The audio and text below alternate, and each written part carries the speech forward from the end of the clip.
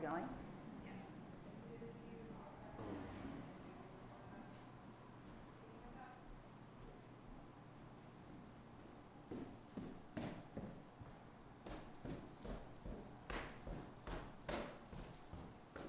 All right, let's do this. So what are we on, Facebook? Yeah. YouTube? Yeah. YouFace? Yeah. Book, all those things. BookTube? Whenever you're ready, Savannah. BookTube? In 5, 4.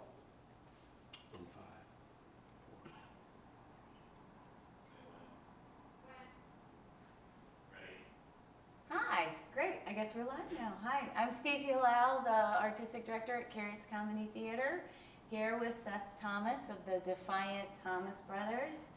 Hi, Seth. Hi. How are you? Good. We've been talking nonstop for 2 days. Yes. And you said lots of great things. And now you want me to repeat them? I do. I want to hear them all again. You want to hear them? And I want to hear them all again and share them with other people because you have lots of wonderful things. The Defiant Thomas Brothers are a sketch duo. Yes. And you guys started in, what year did you actually start working together? 2002, we opened. First time. In Chicago. In Chicago. At, what was that place? At the space. Frankie. At the space, not to be named. Oh, okay. I gotcha. The Methadone Theater. Okay. We'll never speak his name. Gotcha. But the Methadone Theater Gotcha. in Uptown. Yeah. We rented the space and we ran for 80 weeks. But kind of on the down low. Like, oh, it was low. It was real down low. It was the lowest of lows. Yeah, we performed to, let's see, sold out house was like 40 and we sold out probably twice. I think we averaged like 12. We had shows with like 1. hello. So yeah, so it was 80 weeks, you know, but we just got tight. And what was great about that, from my perspective, was that you guys started developing your material in a space where the stakes were relatively low for you in terms of like the Chicago scene. You sort of had your own thing, and then we met in Miami, Right. In 2003, Right. and you guys were the belles of the ball, Yes. of that festival. Yeah. And that we all fondly refer to as your coming out party. Right. Yeah. Yeah, that was our coming out party. Which was great. And there were a lot of people from Chicago there. Right. And it was great to meet you. We met Yeah. Paul. And it was funny because like there were so many people from Chicago there who had never heard of us, and we were all like in Chicago together. So when they saw us, they were like, "Oh my God, who are you guys?" And then they're like, "Wait a minute, you're from Chicago?" And they're like, "Wait." And so it was great because then going back home, people were going back home going, "Oh my God, there's people here. There's this group here. You guys need to see. I saw them in Miami." Which is great. You guys got to make this huge splash. Yeah. I remember, I started auditioning for Second City when I still lived in Portland, and I was a pretty green improviser. And I auditioned a bunch of times before I even moved there. And Michael Gelman, when I was taking classes with him at Second City, he talked about doing the opposite as a strategy of not auditioning at Second City until you feel ready, and then you walk in and you dazzle them, and then they're like, "Who is this person? We've discovered them." Mm-hmm. Even though you've been developing for a long time, it's harder for people to adjust their opinion of you if they've watched you grow. Mm-hmm. And so I always think about that with you guys. You guys came in as this splash, and people are like, they came out of nowhere. Right. Even though you've done 80 weeks Consistently consistently together. Yeah. Which is pretty cool. And then you guys went on to tour. That was like a golden age of festivals too, like 2000s to 2005. It was when the internet like forums started, and that's how people were finding out about festivals. You guys did Aspen and Edinburgh. Mm-hmm. And now you've done Curious Comedy Theater. Yes, and now we've done Portland, which is fantastic. And now we were talking, one of the things we've been talking about is how you guys are a sketch group. Yeah, right. Versus a sketch show. Yeah, see, well, when we came up, and that's the thing, it's different. So we're a sketch duo. We kind of consider ourselves to be like like comedians. We liken ourselves to like stand-up comics or also to like a band. You know what I mean? Mm-hmm. So the culture now is that there's, you know, improvisers who like sketch that are floating around in the ether, and then someone puts together a show and they come together and they put this show together, and then when the show's over, they disband. And so because of that nature of the culture, people kind of refer to the show, not the performers. Right. Right. Right. So we're not a show. We're a duo. We're a comedy duo. Right. If you give us 10 minutes, we're going to make you laugh for 10 minutes. If you give us an hour and a half, we'll make you laugh for an hour and a half. We're a comedy duo. And so it's a different type of a mentality, Mm-hmm. you know, whereas, you know, we work on things and we put them together, but we also know where we're going. So like when we tour, this is our first time in Portland, you know, we put together a running order that was introductory. Hi, you've just met the Defiant Brothers. Right. You know, we have a set that we could put together that would build on the fact that you know who we are, Mm-hmm. but it would be awkward if you had no idea who we were. Right. And that's the same thing for stand-ups that build an audience. I have found that when we have stand-ups here, the best way for them to build an audience is they come in, they do that introductory set that they have that's catered to Portland being progressive and smart and also a little sensitive or Right, whatever they right. decide to how to introduce themselves to Portland. Then they come back every 4 to 6 months and bring new material, and then people come who saw them before, excited to see them because they just saw them, but not so close that they're like, oh, I just saw them. Right. Yeah, so it's the perfect little balance Yeah. of when to come. What do you think the benefit is of being a duo versus just doing a show? First of all, the benefits of being a duo is that there's only one person I have to deal with. Right. There's only one number I need. Right. There's only one conversation. We have a manager, so that means a third person, and you know, if we have a tech person, so now like max we're at 4, but creatively I only have to worry about one person. Artistically I only have to worry about one person. But as far as being a duo, I know the strengths and weaknesses of my partner, so when we're creating, we know what we're working with, we know what we can do, we know what's going to happen, we know what the process is going to be already, and I already know how committed this person is, you know. But then it extends out, so it's like when you look at real ensembles, you know, they're performing together, but then they're also eating together, and they're shopping together, and they're hanging out, and they do the holidays together, and they're doing like that ensemble thing. It becomes, because everything that you live and do and breathe becomes potential material. Right. And that's what the Cody Rivers guys, when they came here, and they ruled the Canadian Fringe circuit for years, and then started touring extensively outside of it. Mm-hmm. They did. They literally lived together, ate together, toured together. And sketch is so much more intensive Yeah. than improv. Do you think that's a big reason why sketch seems to be just farther and fewer between right now, groups and shows? Well, I think sketch is difficult, but also yeah, I mean, it's just harder. It's just harder because you're trying to map out the laughs as opposed to, you know, catch them when you catch them. And then with anything, I think automatically when you say, hey, we're improvising, whether you want to or not, when you say, hey, we're improvising, and it's clear that you're making this up on the spot, I think the audience's expectations just drop. Right. So you get rewarded more easily Yeah. as you go. Yeah, absolutely.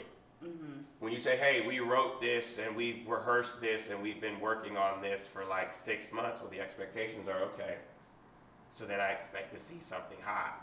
That's when I had, massive stage fright, which I thought once you get over stage fright, you're like done. Yeah. And one of the horrors of my life was learning that your brain really finely slices what it's willing to let go of Yeah. the fright around. So when I finally became a more comfortable improviser and I started doing sketch, I realized my stage fright regressed, because it did. It felt like, oh no. When I'm improvising, I'm just saying stuff and seeing how it lands. But Yeah. when it's sketch, there's this assumption that I thought it was funny enough to repeat Mm-hmm. and do again and again. Yeah. So even in my own brain, there was more pressure for it to work. And it's hard. It's hard to get people to commit, you know, especially people who have to work for a living, and it's a ton of work. And they don't battle test anymore, and so that's where the missing element is, you know.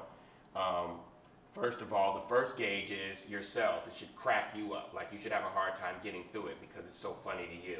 There's nothing more interesting than watching two people read a sketch and neither one of them are laughing, and then they go, oh yeah, and then they start discussing why they think it's funny.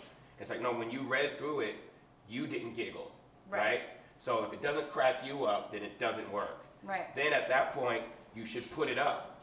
You should battle test it somewhere. There should be some type of a situation where you are putting this thing up and you're allowing an audience to find out, and then you can see, oh, this hits, it doesn't hit, this doesn't hit, or whatever. And then those things, then they might be ready to go up. So people aren't doing that.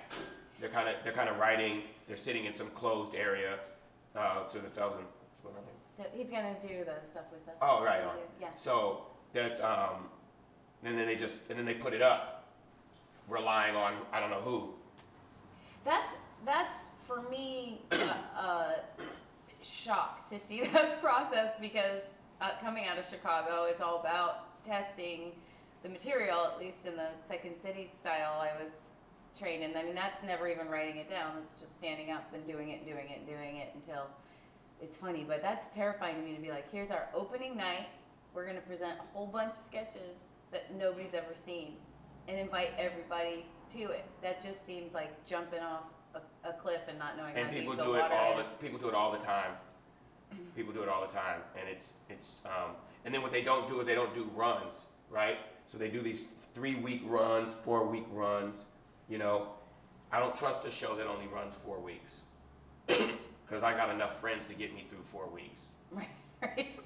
And then if I'm closing the 4th week, that's closing, so the friends who came week 1 might come week 4, and then everyone who feels guilty is going to come week 4. Right.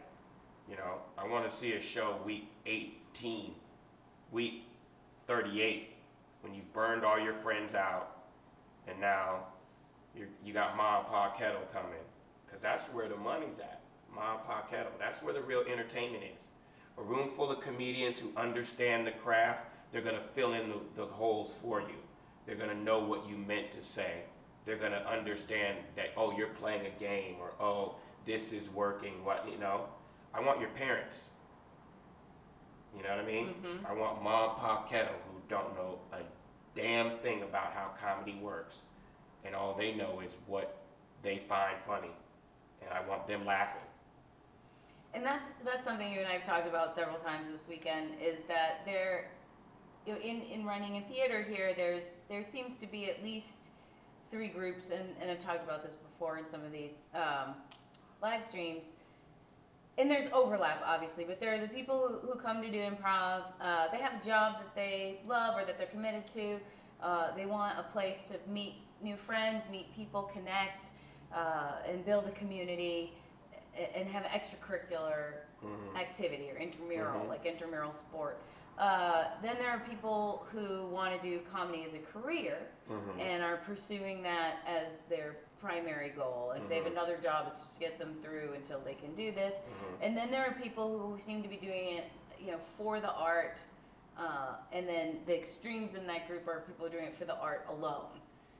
For improvisers doing improv for other improvisers. Sketch, I think, takes more work. So it's like, you better hopefully be working toward entertaining more people, because if you're doing sketch for your 10 friends, it's a lot of work to do. When people talk about that kind of stuff, I always call BS, right? Like, I always call BS, because, you know, the question I have for the artist who does it for the art is, why aren't you in your backyard improvising?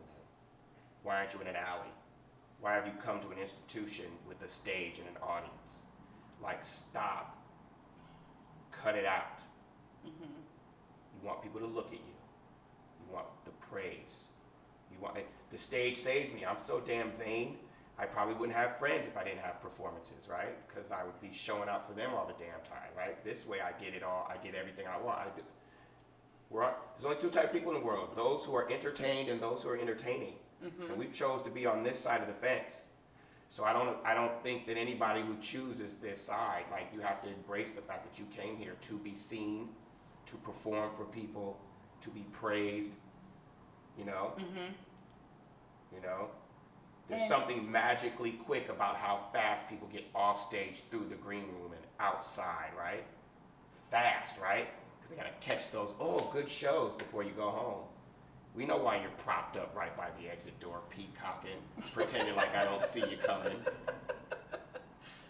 Good show, yeah, thanks. Oh, you weren't even talking to me.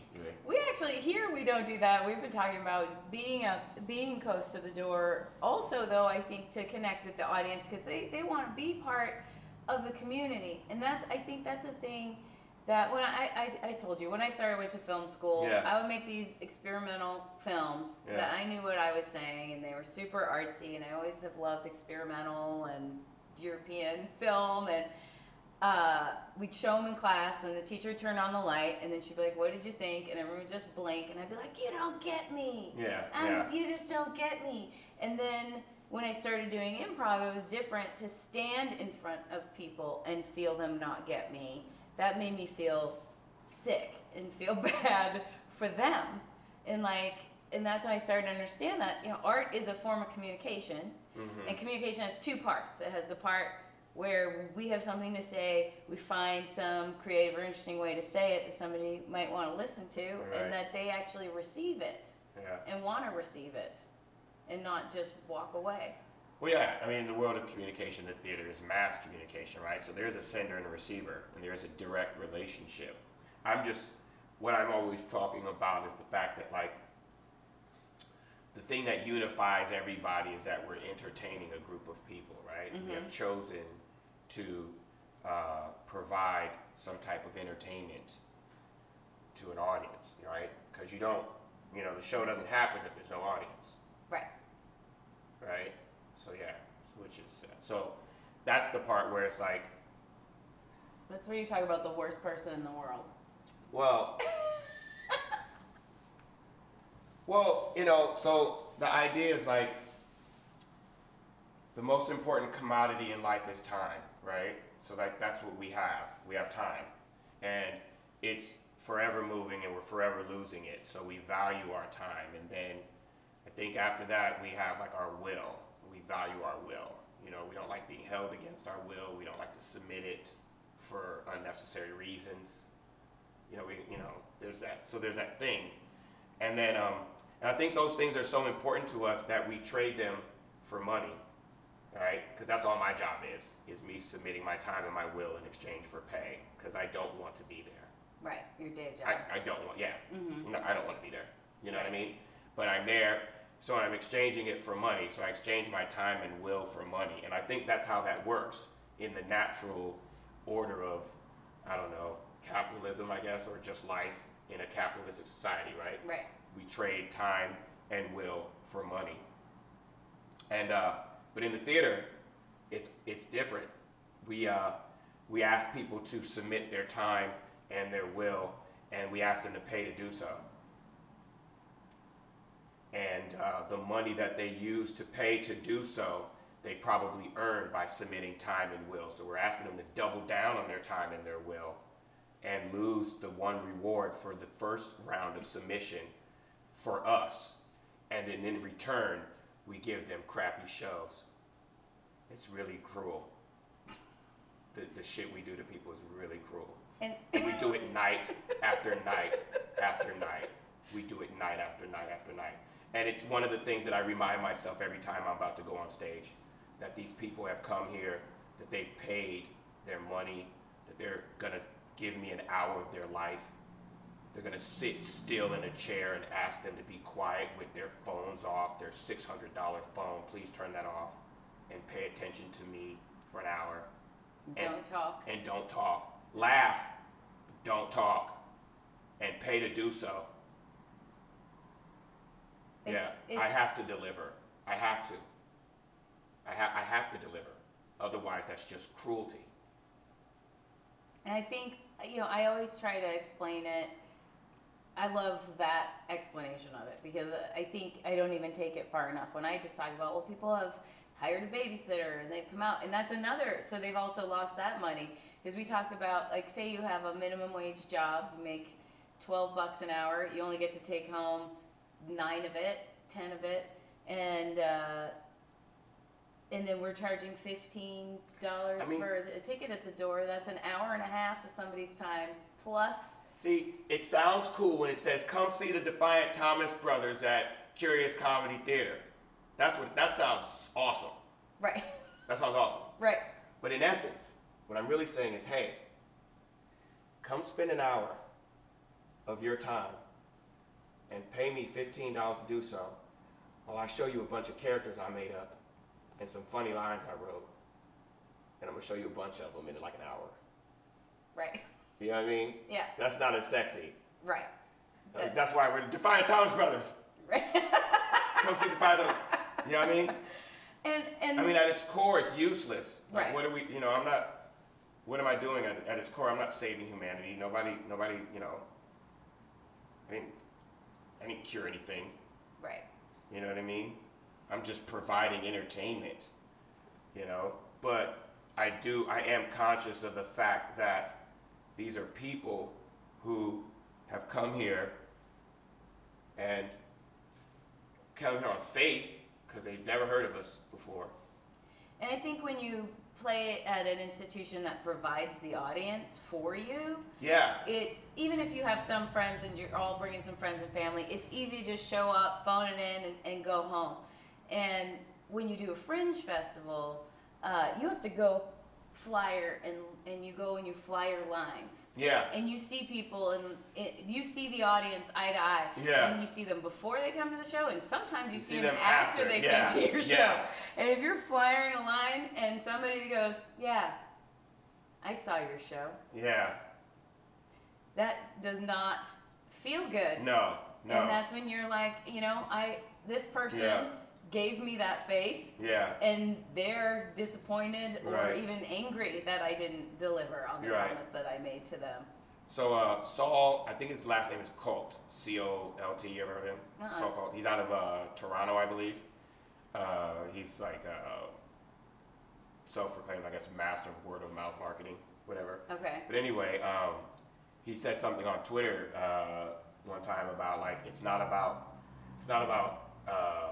whether they talk good or bad. It's the wow factor. Like, you're trying to wow. Like, you want the audience to be wow. Right. Like, that's what you're going for. Like, this wow thing. So that then they, ooh, right? So it's kind of like, that's the other thing. Not only a high respect for the fact that people have submitted their time and their will or whatever, but it's like, we're not trying to put on a good show. We're trying to put on a wow show. Yeah, and that's the Disney thing about defining an experience by its peaks and its valleys, right? So Disney's all about increasing the peaks and eliminating the valleys.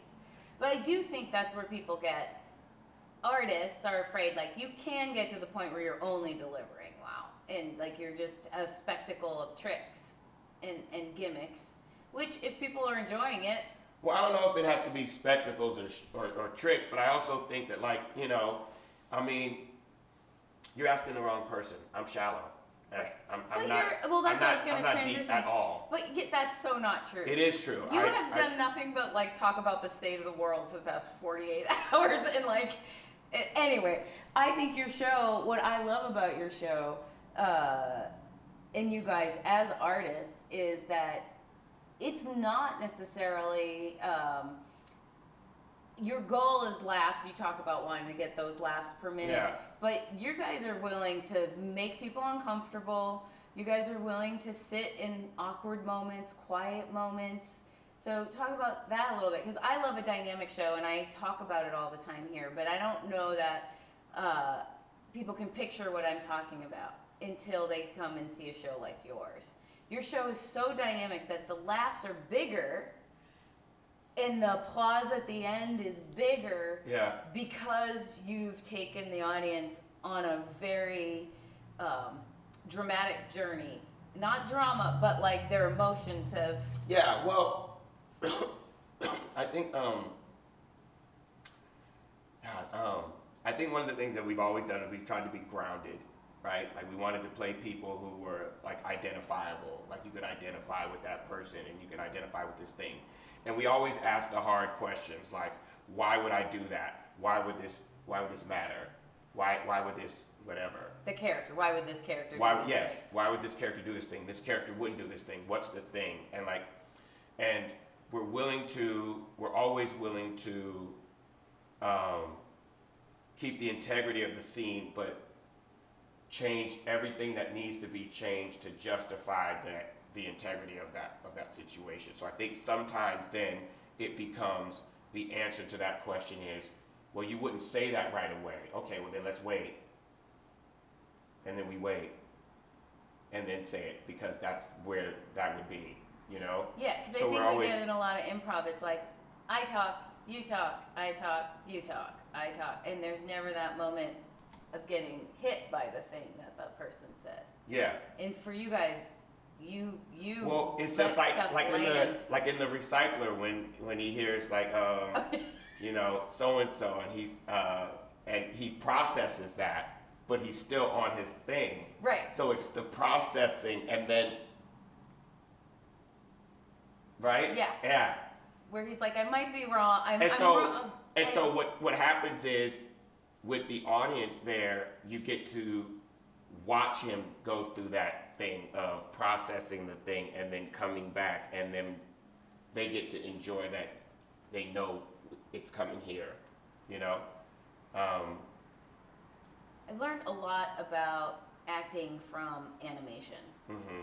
Because I don't have an acting background, but I worked in animation, and if you know the difference when you see animation and a character just you know sliding and it's just like da da da da. But in the artistry of animation, there's two things that they say. One, that if you nail the walk, you nail the character, which is something I see how you move in your characters and the way you use your body is so powerful in creating each of your characters. And also, I think what we're talking about is that they say when you see a character think, then it's actually alive. Mm-hmm. And I think that's the part we skip a lot in improvisation or in sketch. We're so concerned about saying the funny thing, saying the witty thing, and like the content is clever or witty or a joke, instead of getting the laugh from the actual subtext and the thought and the emotion that's behind it. Well, I think that the number one thing that people get wrong in our entire world is that they keep going for the laughs. You know, I like to always debunk the myth of the LOL. You know, people don't laugh out loud unless they're in groups or there's a lot of alcohol involved or both, right? Some people snicker, some people cover their mouth. Some people point, like people do all kinds of things, you know? And so what I found is that, one, the root word of funny isn't clever, it's fun, right? And so fun, people express fun through laughter. So I focus on having fun and being fun and making it fun to watch. And if I focus on the fun, then I know the laughter will come, right? It's like people laugh on roller coasters. There's nothing comedically sound about a roller coaster, but people laugh on them because they're having fun, right? Flip side of that, you can, I just flew in from LA and boy, my arms are tired. No laughter, because there's no fun in that joke, because it's tired as hell. Right. You see what I'm saying? I do. It's comedically sound. Yeah. But it's, for people who haven't seen your show, I think it's interesting for me to hear you talk about the fun, because it's so dark. Your show is so dark. So I would think that listening to the things you just said, that somebody might come in and just think that you're going to be like razzle dazzle and not push them to laugh at stuff that, the thing is, you use fun to get away with making people laugh at stuff they do not want to laugh at. That's the thing. Like, that's like, it's like, oh my God, I can't believe how much fun I'm having listening to this song about blank. Right. That song in particular, which you got to see their show, like, it's a thing that you would say, there's nothing funny about this thing, I will never laugh. And the thing is, it starts out fun, so you're already a little bit like, you're uncomfortable, and you're like, oh no, you know, where's this gonna go?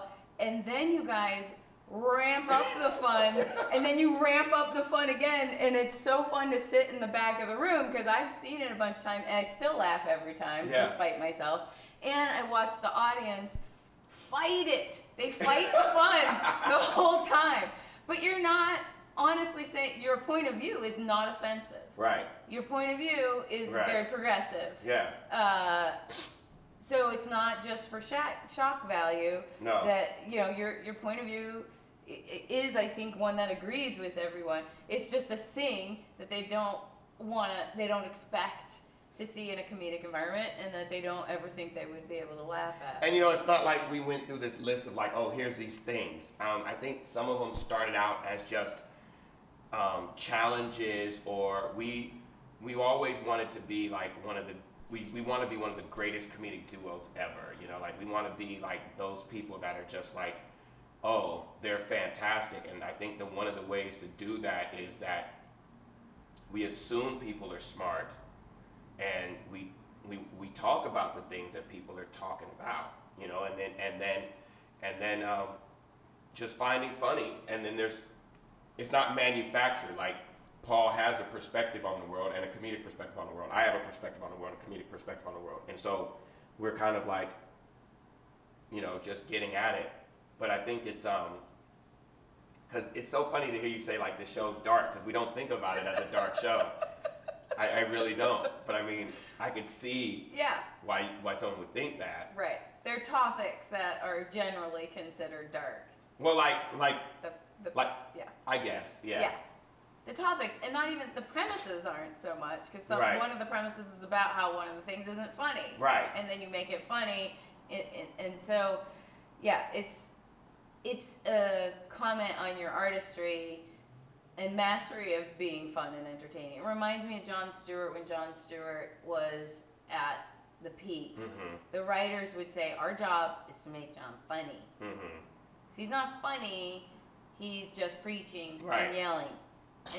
And so you actually have to be even better at bringing the fun and entertainment value, so that the message is palatable, you know, or the content is palatable in some way. When I worked in animation, I worked on Gary Mike, but there was another show there, the Eddie Murphy show, I'm totally blanking on it, that was animated, and it was kind of a remake of The Honeymooners. And they said they made it animated because when it's animated, people will accept certain things. Right. If it's an actual person yelling, or, you know, you could watch somebody punch someone in the face in a cartoon. It's not gonna have the same emotional impact. And comedy's that same way.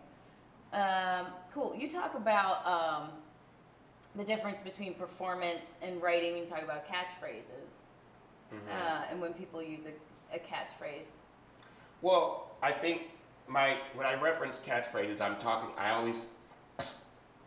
This is a little bit of a switch of the topic. First of all, I'm not a big fan of the stand there and be clever thing that is happening in improv. I don't know where it came from. I do know where it came from, but we don't need to go there. Right. I just don't like that it exists. Yeah. And it could go away as far as I'm concerned. Because, first of all, you're not that clever. And you're not going to be that many times, you know? And so when I talk about like these phrases or these catchphrases or the thing that's happening, I always challenge people I just ask them, take your favorite character, take their catchphrase, write it down on paper, and tell me that on paper that thing had intrinsic value, comedic intrinsic value. And most of the time it doesn't. You know, you're talking about things like dough, did I do that? Golly. I don't get no respect. Right. I don't get any respect. Right? Like I'm talking here. Right. I'm talking here. Those things don't have intrinsic comedic value. You can't pass that around and it's going to get that same laugh everywhere it goes.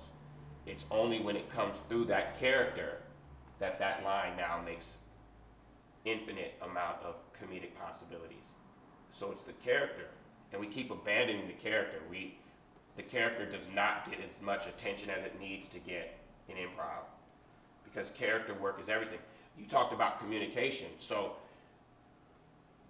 human communication is 30% verbal, 70% nonverbal. So where's your 70%? So you're standing around being clever. You're trying to work, even at max, you're at 30%. Right. At max. So it's that vessel that I think when we put more characters on stage, when people see more different various humans interacting, doing the things that humans do when they're in touch with each other, then it takes so much weight off of the actual content that then you're able to flourish and play, and then actually you build a better place for that cleverness that you may have. And I loved your workshop that you taught yesterday, and you broke character down into these blocks that are more blocks than I've seen broken down. Did you collect these, or has this something that you got from somewhere else? So what that is I have a textbook. I have a textbook, Human Communication, and so basically in the chapter 4 nonverbal communication codes, they talk about all the communication codes that human beings exhibit. Mm-hmm. The idea is that because our characters are human and they communicate like humans, then the findings of human communications apply to our characters. So since these people are observing human beings and going, these are the things that we observe human beings do when they communicate nonverbally, I just took those lists and transferred them into choices. So choose that for that human being you're creating. That's great. And then you have exercises for each to illustrate each of these. Well, because the thing about this is the beautiful thing about this is you're going to do it anyway. Everyone from the beginning of time has done it anyway. You're going to do it anyway. The only difference is, one of the things is that in human communication, they say their nonverbal code set is always at 100%, which means your characters is always at 100%. So every time you don't make the choice for your character borrows yours. Right. So if you don't choose a voice pitch for your character, then the pitch of your character will be your pitch. If you don't choose a rate, it'll be your rate. If you don't choose, right, so that's what it is. So it's just that process of learning how to eliminate as much of you as possible from characters you create. That's awesome.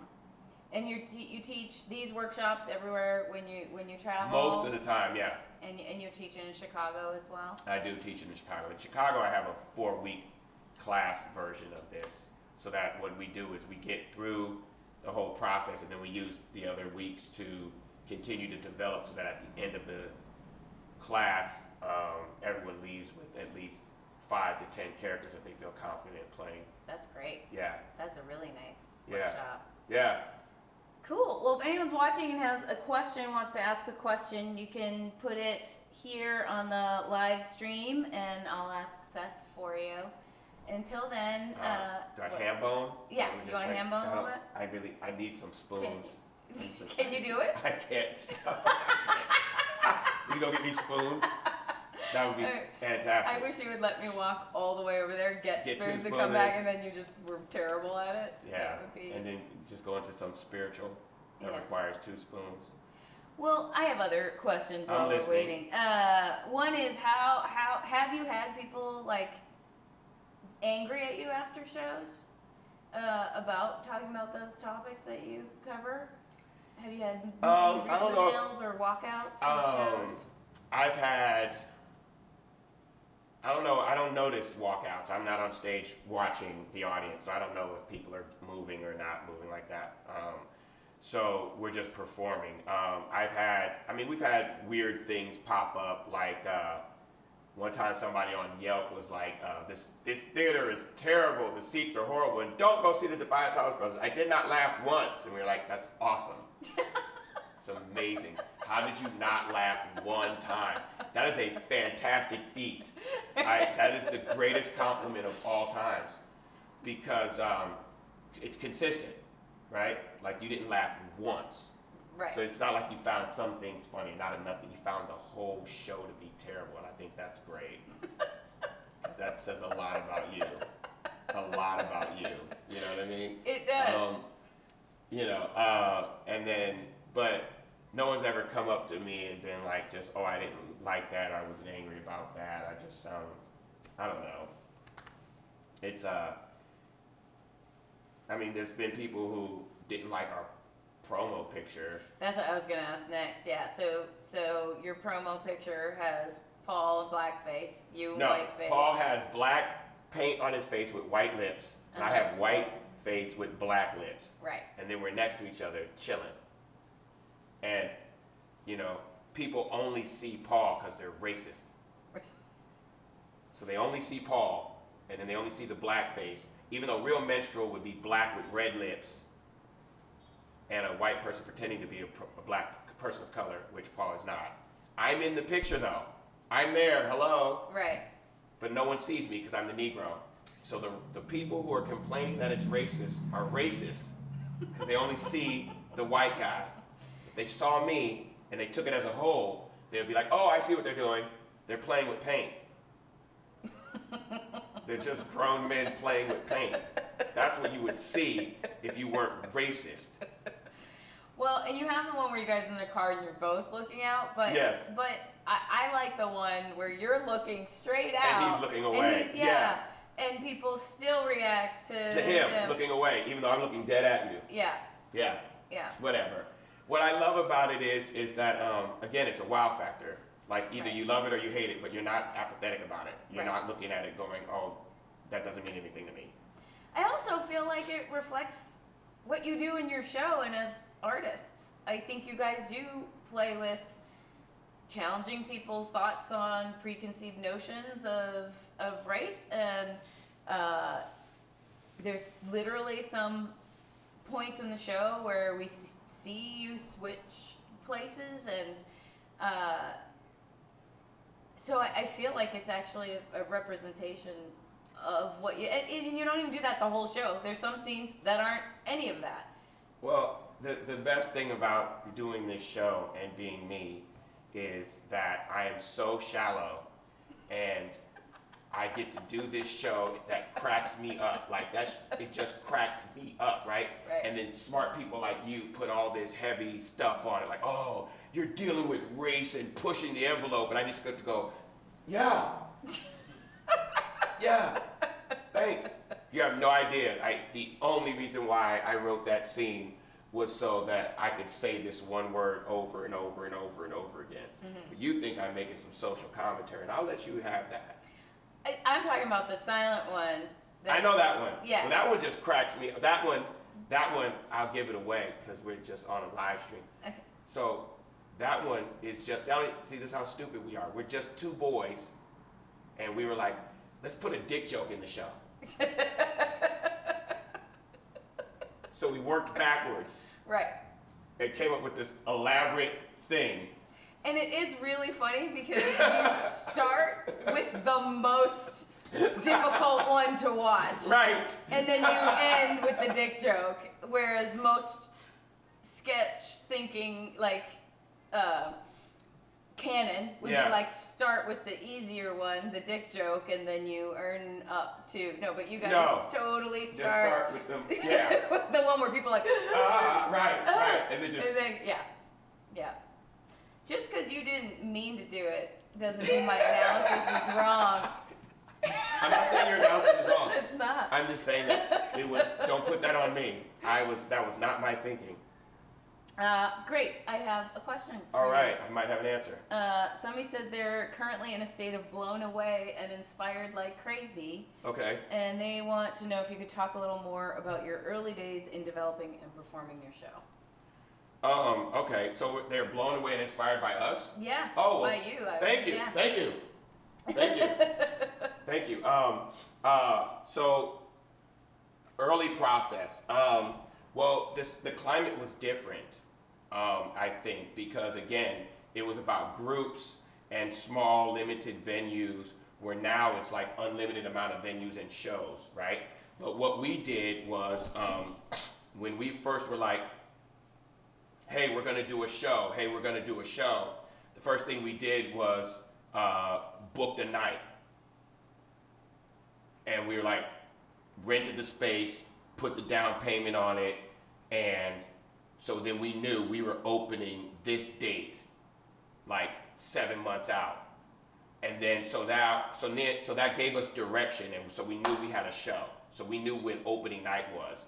And any director in sketch comedy, like in Second City, or anybody from, Mick Napier, I did his directing workshop, and he was always like, the goal is the best opening night. That's the goal.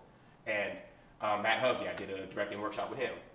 Best opening night is the goal. So the first thing I tell everyone to do is, if you are putting together a group or putting together a show, first thing you do is book your space and have an opening night. And then that adds all of the pressure you need to get your thing together, because you got to open.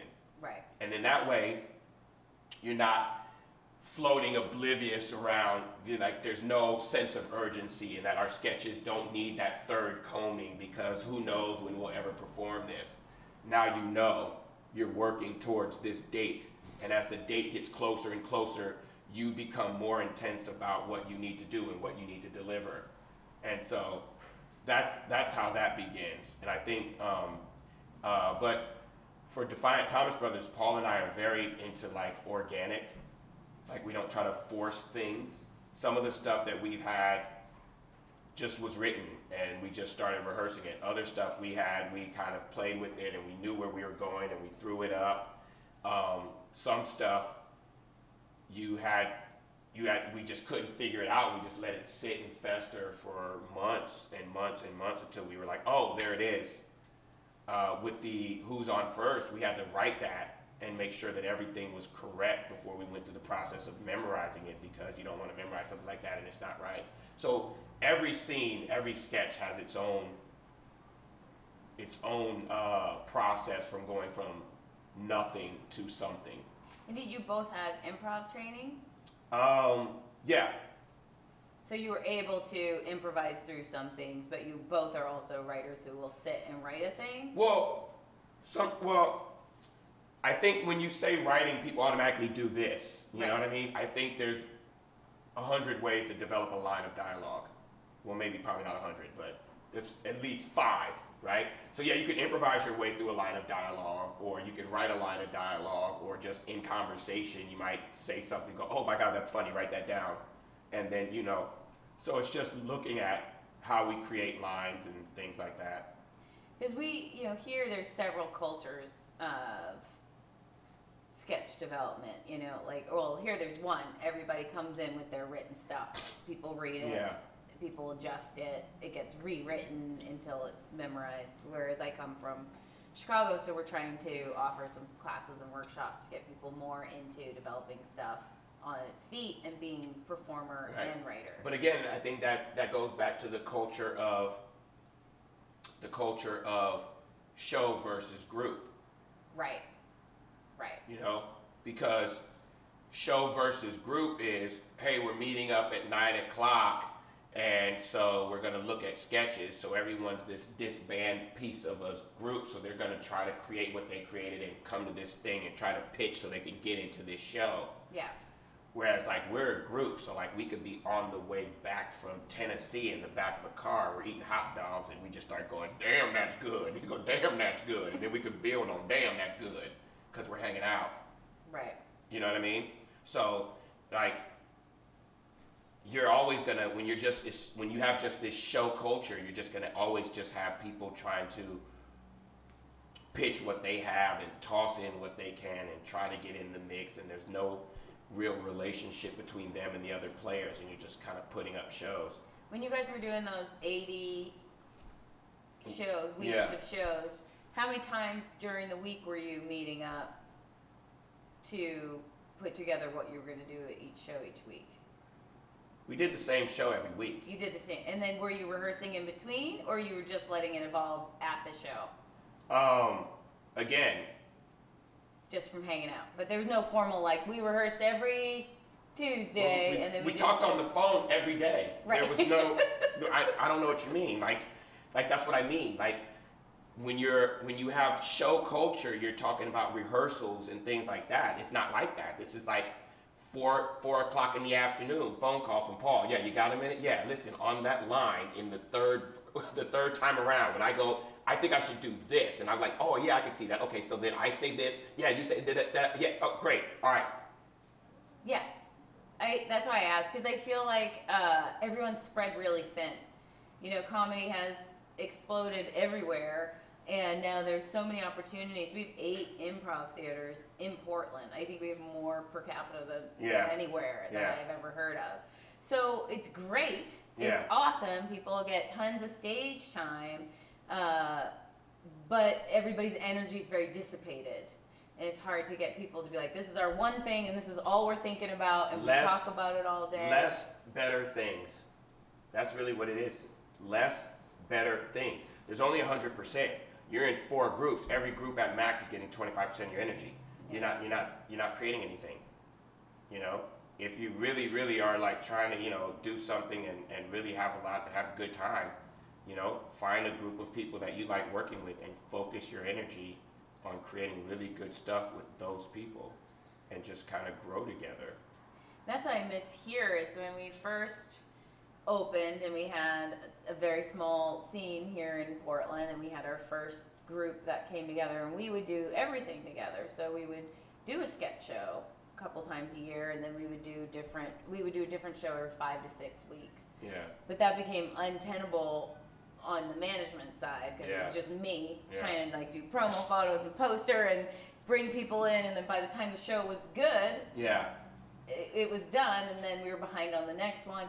But what I love about it was that group did all of these things together, and in maybe this particular improv format, this person's particular skill set shown, and then in this other thing, this person had a chance to shine, and you really work together. Well, there's that, and then theaters, venues have to go back to, if you're talking about the art, right? Like, so you have like, you just got to go back to letting people use crappy nights to get reps, you know? Right. Everyone, you know, you're not going to get better with a 4-week run somewhere. Yeah, and I feel like we grew, so our main stage became big. Yeah. And then there wasn't that community, and people wouldn't even show up, because it's like if there's 17 people at a rehearsal, no one's going to notice if I'm tired today and I don't go.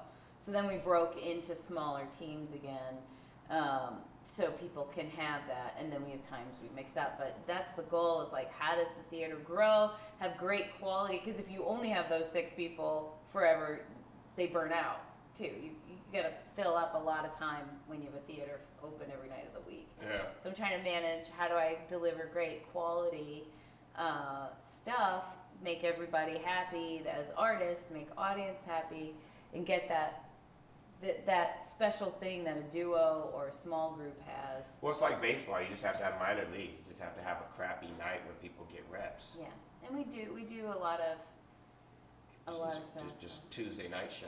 You know? Yep. What time is it? It's good. I think we're good. Thanks, Seth. Yeah. It was fun talking to you. It's always fun. And it's nice to have you in Portland after I know. 10 years of not seeing your face. I know. Keep rubbing it in, right? It's been 10 years. 10 years. So I'll see you in 2027. That's right. That's why when you were like, oh, I'll come back again, I was like, I'm doing this now. I'm not going to see you for another 10 years. Yes, it might be 10 years. And we'll be talking about much different things. Yeah. All right. Thanks, everybody. Thanks, Seth. Thank you. Bye. Bye.